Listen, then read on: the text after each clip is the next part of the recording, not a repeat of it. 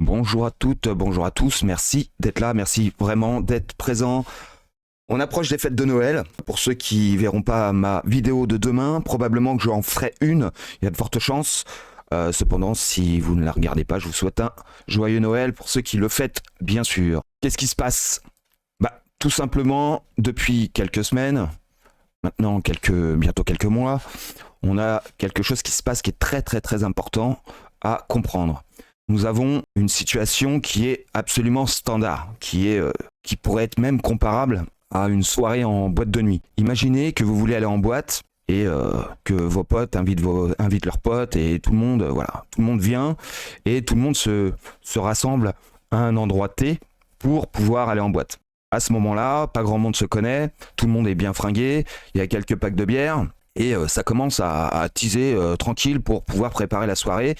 La pré-soirée, on va dire. À ce moment-là, tout le monde est bien nickel, tout le monde essaie de faire le beau et essaie de se représenter toujours meilleur que le voisin. À partir de là, tout va bien.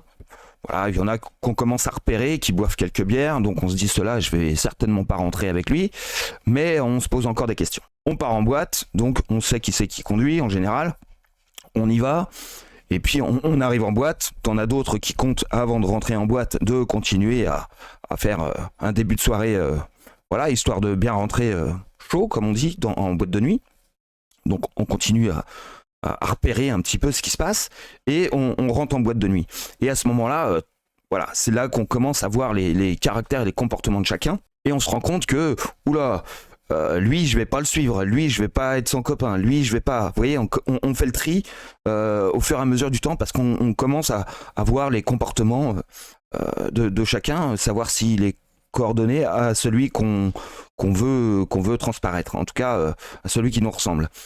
Et si on veut rentrer sain à la maison, pour pouvoir pioter dans son lit tranquille, on va essayer quand même, cependant, pour ceux qui ont les idées claires, de vouloir rentrer avec des gens qui ont les idées claires.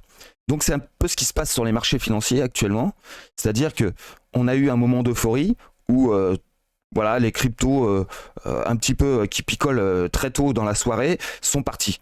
Maintenant que celles-là sont parties, eh bien il reste les solides, ceux qui vont pouvoir rentrer à la maison sans avoir d'accident. Vous voyez ce que je veux dire? Ça fait un moment que j'en parle. On est exactement dans cette configuration. C'est-à-dire que des gens ont vendu leurs actifs très importants, très intéressants, parce qu'ils ont eu l'impatience de pouvoir rester dedans. Alors ils ont encore une opportunité de rentrer, mais ça risque de ne pas durer. Pourquoi je dis ça? Parce qu'on est vraiment à l'aube, je dis bien à l'aube, d'un run très intéressant, plutôt puissant sur les majeurs. Je me répète, ceux qui vont rentrer à la maison sainement, ce sont les majeurs, les crypto-monnaies qui vont avoir un potentiel très important pour l'avenir. Ceux qui ont pumpé jusqu'à maintenant, les premières, c'est celles qui picolaient sur le parking. Les deuxièmes, c'est celles qui picolaient en boîte. Et maintenant, on va voir ceux qui boivent du jus d'orange. Vous voyez ce que je veux dire?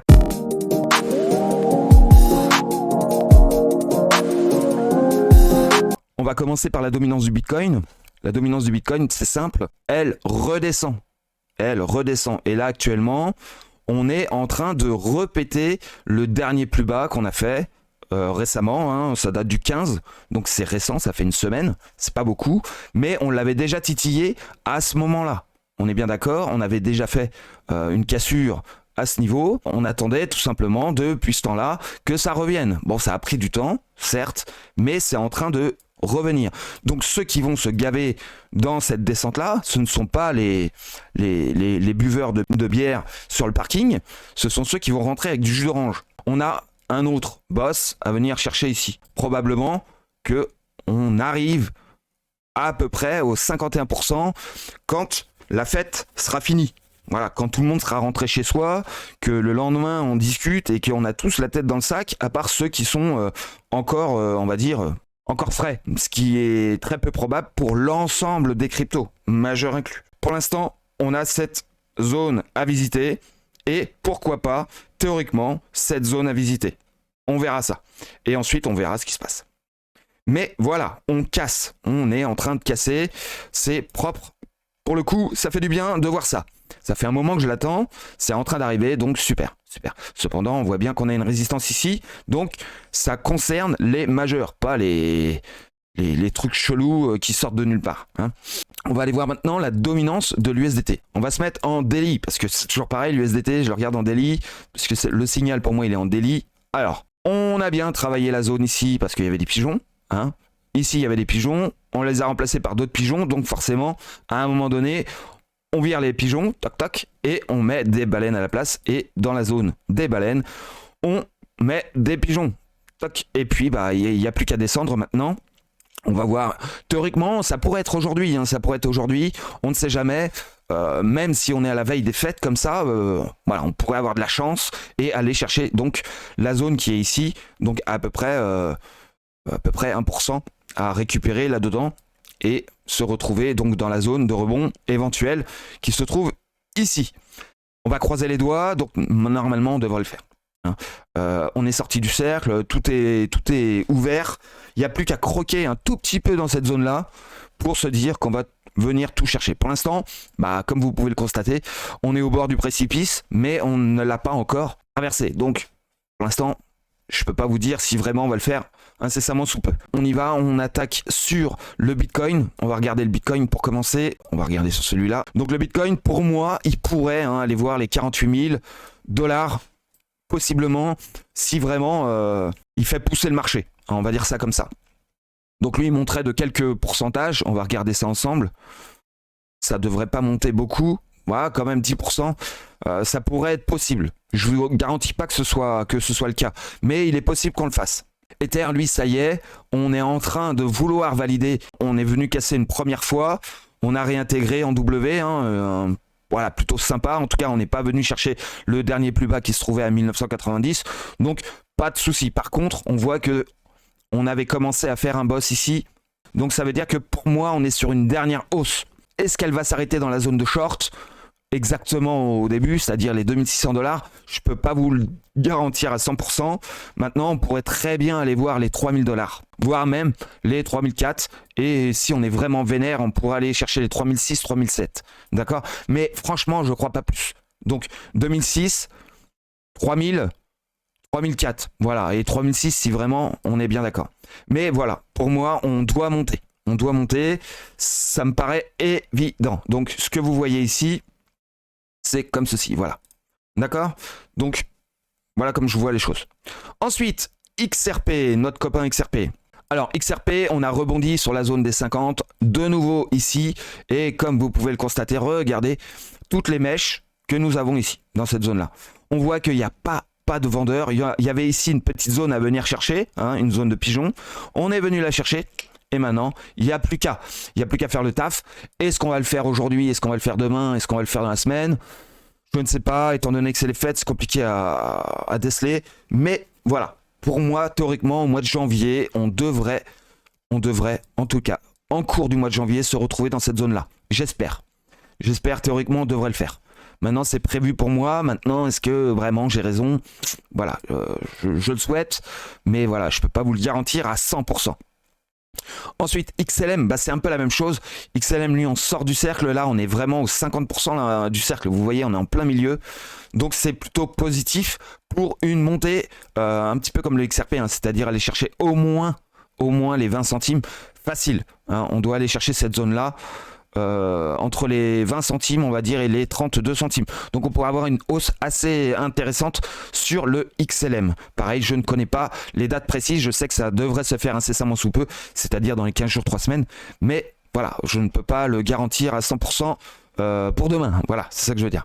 ADA Cardano, ADA, lui, il a bien poussé, il n'arrive pas à passer ses 67 centimes qu'il avait été voir donc à la journée du 14 décembre. Donc on va voir, mais théoriquement on devrait y arriver parce qu'il fait partie des majeurs, on doit aller chercher les 84 centimes et les 1,14$ dans cette zone-là. Théoriquement on devrait le faire, pareil.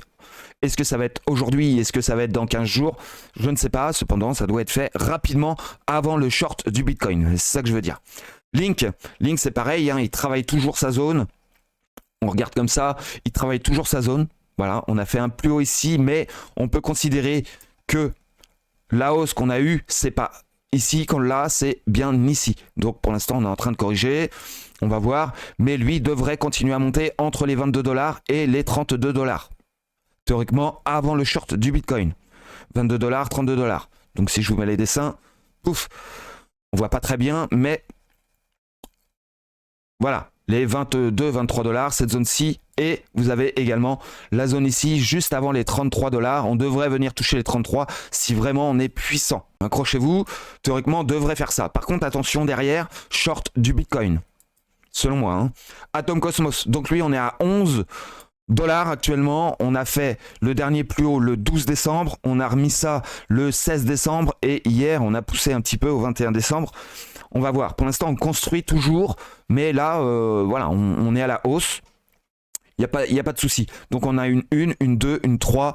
Là, on est en train de faire une 4 et on attend une 5. D'accord? Donc, c'est pas tout à fait ça qu'on est en train de voir, mais plutôt ceci. Une 2, une 3, une 4 et puis une 5. D'accord? Maintenant, est-ce que ça va se faire demain ou dans les 15 jours? Je ne sais pas. En tout cas, ça doit se faire avant le short du Bitcoin. Algorand, ça y est. Pour moi, on a été chercher la zone de Super Baleine, je vous l'avais promis, on l'a fait. Maintenant, est-ce qu'on peut espérer plus? Franchement, j'en doute fortement. On va regarder en semaine ce qui se passe. Cependant, on a quand même croqué dans la zone. Est-ce qu'on peut aller voir les 27,75? Éventuellement, c'est possible, éventuellement. Mais voilà, je ne garantis pas à 100% qu'on y aille, malgré qu'on ait croqué dans la zone de pigeon.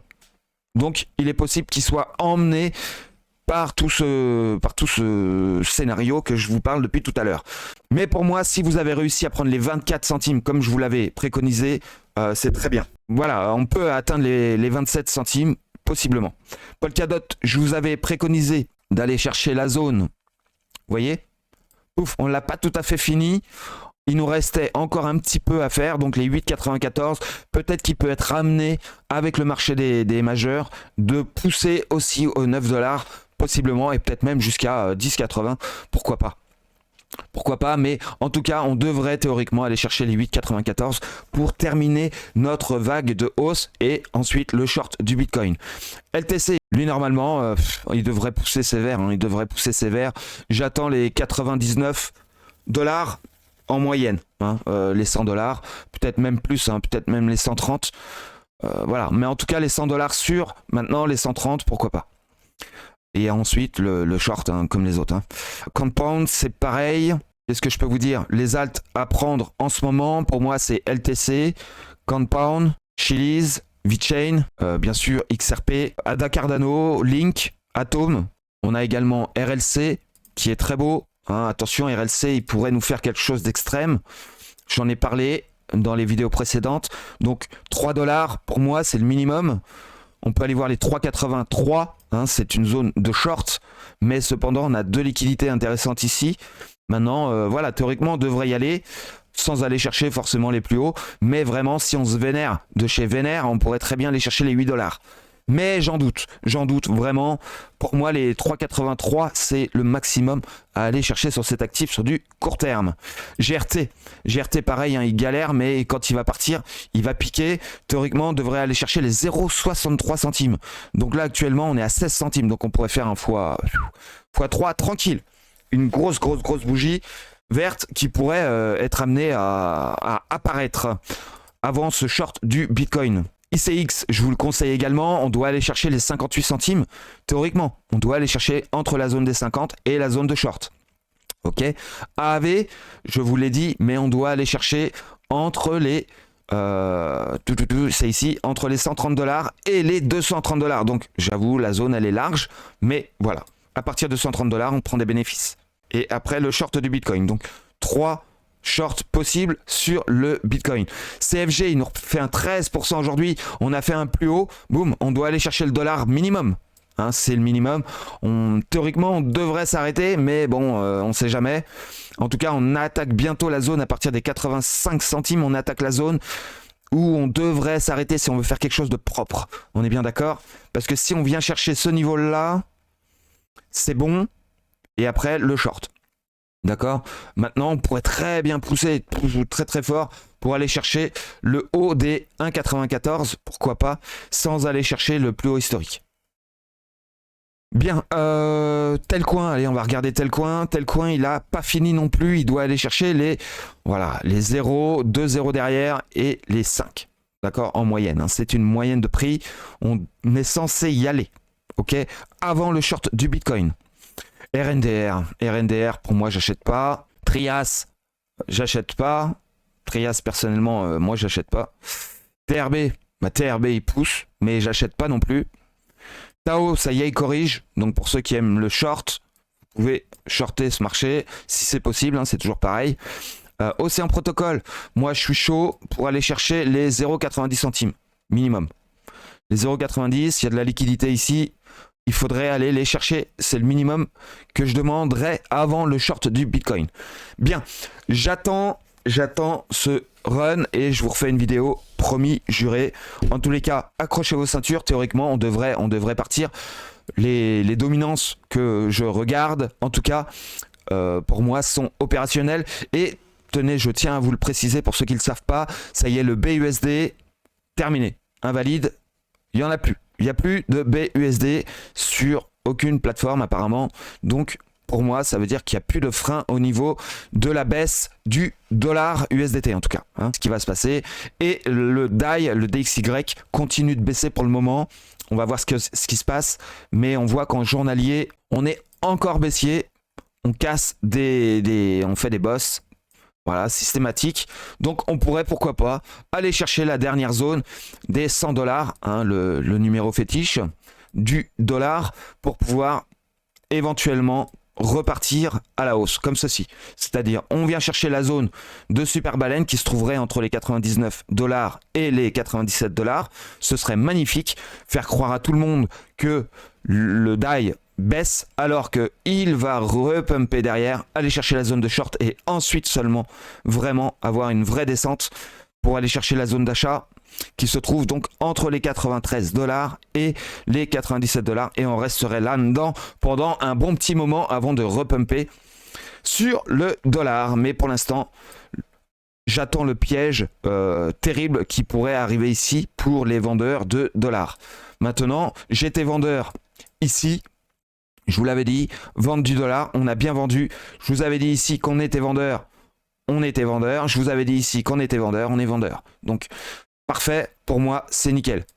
La zone intermédiaire est terminée. Donc maintenant, il nous faut une zone de latéralisation, une zone de baisse, on va dire, et ensuite une zone de hausse. Donc on a une hausse, latéralisation, une baisse et une hausse. Ok ? Voilà, ensuite, toc toc, on verra ce qui se passe, mais bon. Pour l'instant, tout va bien de ce côté-là.